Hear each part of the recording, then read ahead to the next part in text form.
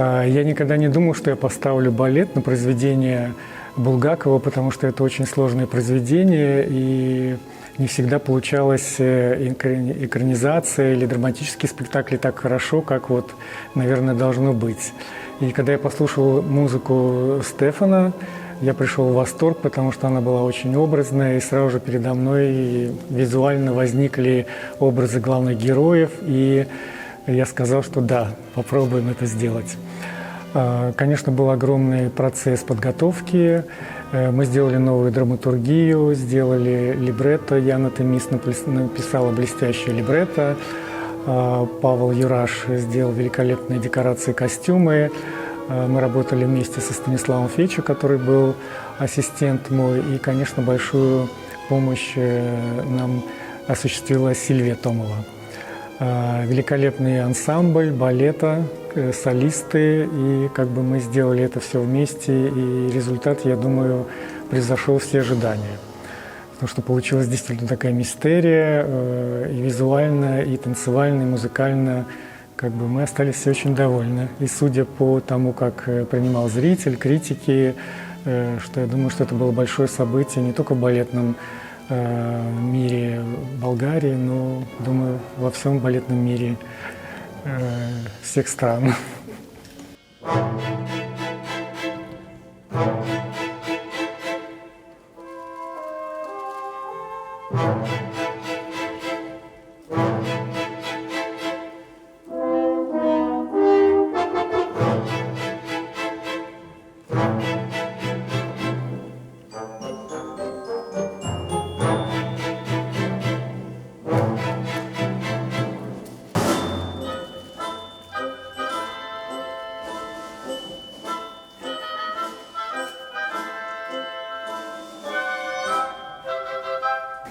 Ну, как бы у Булгакова в произведении очень много персонажей. Если бы мы всех их показывали, то это, наверное, был бы не двухактный балет, а 10-актный, или мы показывали, может быть, 2 дня этот балет. И нам пришлось как бы расчистить и оставить только самых главных героев.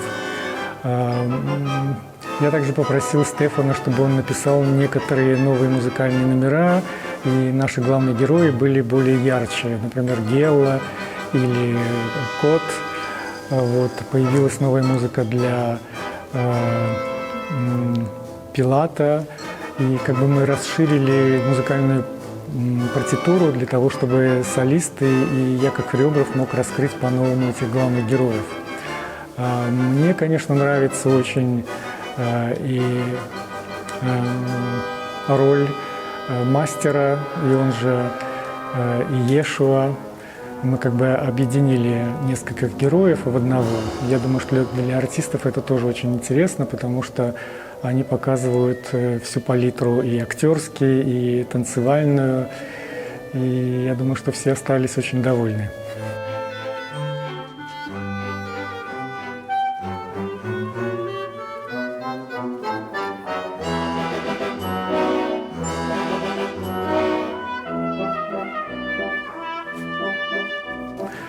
Но я как бы выпускник классического балета. Основное, как бы, когда я танцевал, больше танцевал классический балет.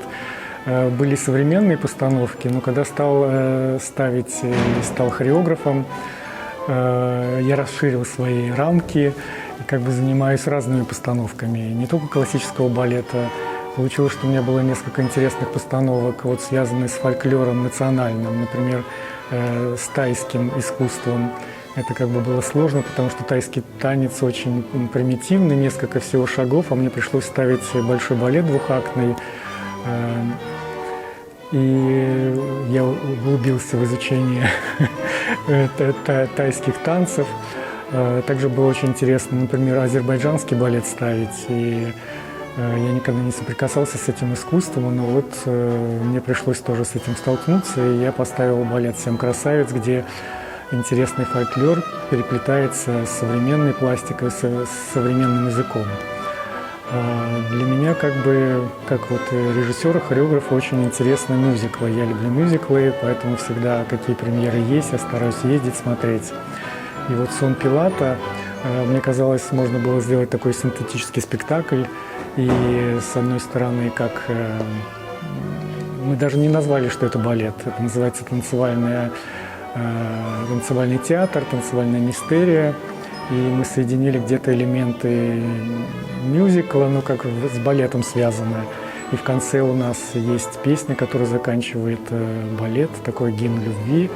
И как бы этим самым мы тоже продолжаем линию мюзикла.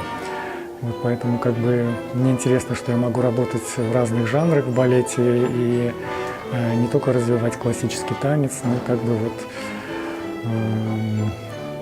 в разных направлениях современного танца работать.